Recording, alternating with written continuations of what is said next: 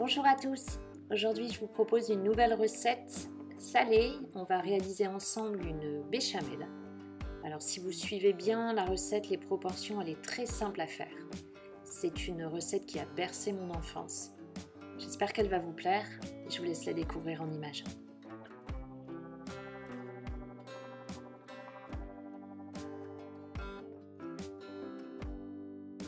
Première étape, je fais fondre mon beurre doux dans une casserole.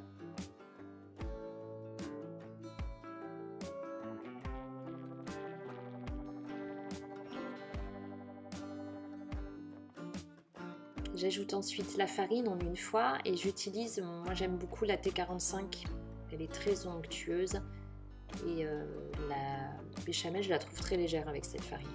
Donc je mélange sur feu doux et je mélange et je laisse chauffer pendant 4-5 minutes jusqu'à ce qu'il y ait une bonne odeur en fait et puis que la préparation s'éclaircisse un peu. Ensuite j'ajoute le lait.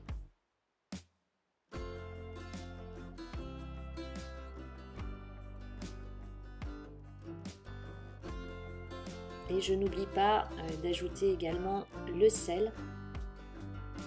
J'aime bien y mettre de la fleur de sel, le poivre. Et c'est facultatif, mais pour une vraie béchamel, il faut également ajouter de la noix de muscade. Donc j'ajoute une petite pincée de noix de muscade. Nous, on aime beaucoup le poivre, donc j'ai tendance à en mettre pas mal. Après, vous assaisonnez en fonction de vos goûts.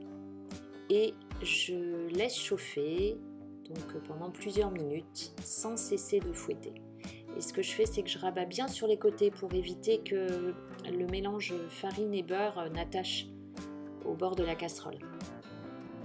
Voilà, je fais bien sur les côtés. Donc après plusieurs minutes, la béchamel va s'épaissir, elle va devenir onctueuse. Donc elle fume, elle peut buller aussi un peu.